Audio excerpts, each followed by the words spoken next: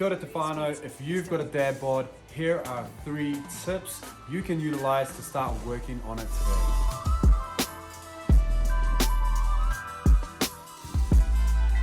First things first, dad bod is not necessarily a bad thing, but if you are concerned about your health, your strength, your fitness, and obviously the aesthetics of the way your body looks right now, then here's a few tips that we can try and utilize to help you along with those particular things. Once you get into the realm of the dad, it's pretty difficult to try and not get overweight, get unfit, and lose your strength. And the main cause behind that is time. I know so many men that are out there, and women too, they usually put aside their physical activity because it takes so much energy to raise a child. The last thing you want to be doing is extra work to use more energy when you just want to take a rest. But what if I told you that if you did a little bit of extra work and you worked on those things like your strength and your fitness, then your efficiency with a lot of different things would actually improve, thus giving you more energy to do the things that you love and that you know are going to be beneficial to creating a healthy lifestyle for you. Before we go through all of the tips that I have, I think it's really important to tell you guys that I really don't care what your body looks like aesthetically. What I think is more important is the way your body functions in terms of your health and your strength and your fitness. I think those things are more important than how you are aesthetically. But I understand that a lot of people watching this video probably want to know, how do I actually affect my aesthetics as well as those other important things? So let's just focus on the things that are going to help us get to both. So tip number 1 is all to do with our training. All right. So the biggest thing with our training is we need to be training in the first place, and the type of training that we do needs to be performance related. If we can do some performance related training, then we're going to see some results that's going to keep us motivated and keep us consistent in our work. Being consistent is going to be one of the most important variables for allowing you to succeed with regards to changing your body in terms of its performance and its aesthetics. So we need to make sure we can find some kind of consistent routine with the physical activity that we're doing. Now, if you're a little bit on the bigger side, so it's difficult for you to move around, it's difficult for you to do physical activity, you're not very fit and you're not very strong, then we need to start very, very small with just a few basic things.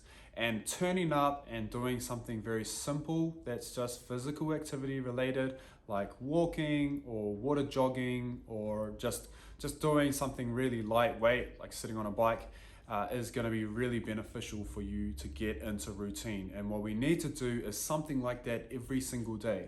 Set yourself aside 5 to 10 minutes to begin with. Because if you're someone that's just not doing any work at all, coming into doing work is going to be quite difficult. In those first few weeks, we don't really need to focus so much on intensity. Sure, if you have an idea of which intensities work for you, then go for gold. But what we really need is to try and find some consistent rhythm. And it's really difficult to do that if you work too hard when you begin. We want to start nice and light. We want to slowly progress. Now, if you don't feel like you fit in that category of being someone that needs to start very slow, you maybe sit more on that intermediate side of things. This will really come down to what you have been doing. So if in the past you were someone that was very active and you're just not very active at the moment, then we still need to start slow, but maybe we can creep up a little bit quicker than the other people. When we get into that rhythm and that routine, I would still stress for you to stay quite light on all of your movements, just so we allow for proper recovery between those days. One of the biggest issues I have found in my experience has been that people feel like they need to do this huge workout every time they go in to do a workout. So maybe they've got the plan there, they know how long everything takes, so if they don't have that amount of time during the day, they just don't even attempt it. This is not a good practice. Okay, we need to make sure that we are still attempting portions of it, so we are keeping consistent with when we are going and how frequently we're going as well. Cut it right down to its bare minimum. If this means that you have to just go in and just have time to do the warm-up and maybe one exercise, then that's good. because that's more activity than you would have done if you did none at all. Remember, it's way more important for you to be physically active than for you to go and follow some plan that you know is going to work and only doing the plan if you have enough time. Because let's face it, as parents, we usually don't have all the time we would like. Another tip around training and exercise and physical activity is bare minimum exercises should never be overlooked. You can get so much done in your own home. Push-ups, if you've got the space for it, pull-ups, squats, core exercises. There's so many bodyweight versions of all of these movements that you could just do a workout at home if you have the right tools available. Check out our Instagram page if you want to know about that. We do offer some Zoom trainings at the moment. They might still be going, but have a look anyway and make sure you ask a question. One of the things where I noticed a huge change in my physique was just doing pull-ups and push-ups every day. So all I did was just pull-ups, a lot of pull-ups, I'll say, but even if you do less than what I was doing and get it done every single day, the body does change quite a lot. I noticed the size in my chest and my arms and my upper body change quite a bit. And I also noticed improvements in my strength that carried over to exercises that I wasn't even doing. I also did something similar for 2 weeks where I did lots of push-ups every day and noticed a huge change in my physique during that time as well. So to recap, make sure that you don't overcomplicate things. Don't set yourself too much work to do per session, but we need to try and find a way to go frequently and maintain that consistency so it becomes part of our lifestyle. My next tip does revolve around nutrition, and this is a really difficult area for a lot of us. Now, I am going to stay quite broad with this topic because I don't want to go into too much detail. There's so many different ways to do it, and mostly every way works. However, sustainable things are really difficult to find because they're influenced by our lifestyle as an individual. For me personally, I prefer a flexible type of diet. This means I don't really have anything that I won't eat. I just eat things that I know are beneficial for my performance. I also eat things that I know are probably not beneficial for my performance, and the same with the things that I drink as well. 8 times out of 10, I'm probably going to choose the things that are more beneficial for my performance, or my partner will kind of push me in that direction. She's very, very good with her food. But because of that, and because I'm really focused in on trying to make my performance at its peak, I always focus on eating the things that I feel like are going to be beneficial for the next type of training that I do. For me personally, I prefer more of a flexible diet. So I will usually choose things that are more beneficial for my performance, but I won't sway past things that are not beneficial for my performance as well. And I usually eat how I feel. So if I feel comfortable with eating those things that are probably not good, then I'll eat those things because I want to and because I know it won't affect my performance too much. Whatever diet that it is that you decide to choose will probably work, but the most difficult thing you'll find is whether or not it's sustainable. So am I going to get longevity from this diet? Like, can I actually keep doing it after 3 months' time? That's where you'll find out whether or not that diet is actually good for you. I've never done keto before, but I have done versions of different vegetarian diets. I've done vegan diet. I've done all meat diets before. I've also done, like I said before, a flexible diet where I actually counted macros and your calorie intakes, etc. I've also done fasting. So we used to do, what was our fast? 16/8. So one of those fasts. I've tried that before. So there's heaps of variations of diets that I've tried out, and I really just tried them because we wanted to try different things. We had different belief systems throughout time around whether or not we should eat meat.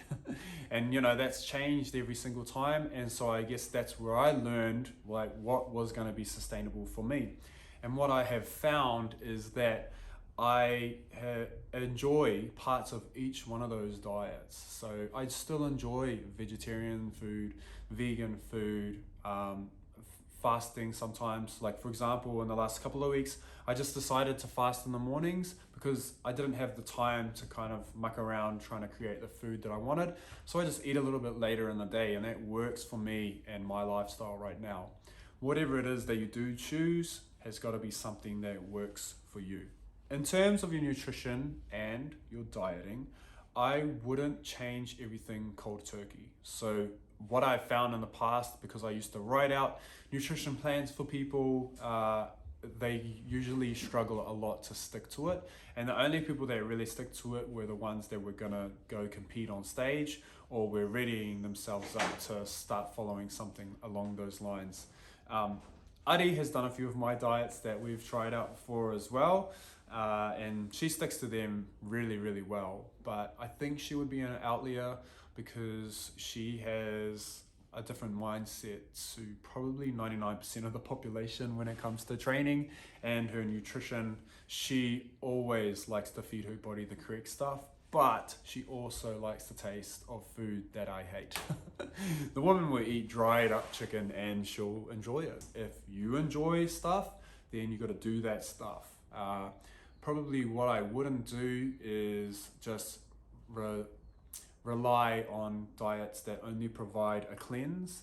And the biggest issue is if you do diets where you lose weight very, very fast, then you run the risk of putting on more weight than before, especially if you don't eat a correct reverse diet after that. There's a few people that I know of. So BioLane, he's a doctor in nutrition. I'm not sure what his actual title is. Sorry, don't quote me on that. But he knows his shit. And he actually offers a app that can help you with your dieting if you are really struggling, called the Carbon Coach. I would 100% recommend it because of all the stuff that he knows and the amount of detail he goes into. But like I said before, any diet that you do will work.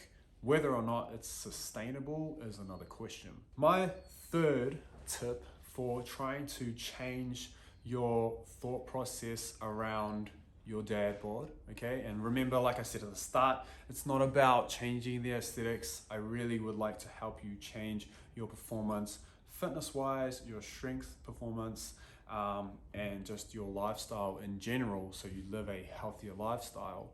My third tip is seek someone you trust that can hold you accountable. It's really easy to jump onto a training program and then quit after a couple of weeks. And the same thing with your nutrition program. What we really need is someone to hold us accountable. And luckily for some of us, that will be ourselves. Okay, so if we've got someone there that will say to us, you know, you need to do this, you need to do that, you have to make sure that it's done or else, then, you know, that makes it a lot easier. But the goal would be to eventually put it back on ourselves. And if you need someone to kind of give you that catalyst to make you get started into things so that you can develop and then grow into the person that will hold you accountable later, then maybe you just get started with a trainer or something like that, so that they'll be like, where are you? Message me when you've trained, all of the rest, and make sure that you hold yourself to the standards you want so you can achieve the goals that you want with changing your body. Eventually, we'd like that person to be us. And the only way that you make that person you, that holds you accountable, is by knowing why. Why do I need to do this stuff?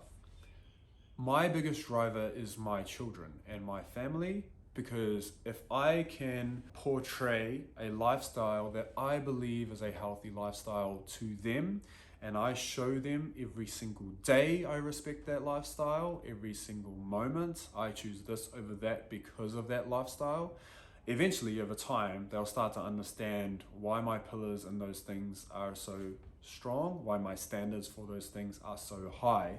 And when they see the results of my work, they will probably follow suit.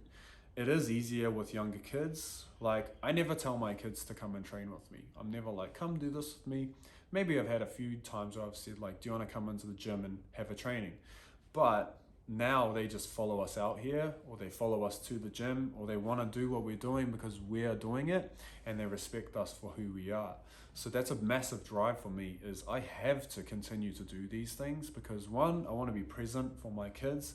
I want them to know that I'm going to be there for them. And two, I want them to understand One, it is about my lifestyle being healthy. Two, it is about me understanding that it's gonna hurt sometimes and it's hard, but I push myself anyway because that's life.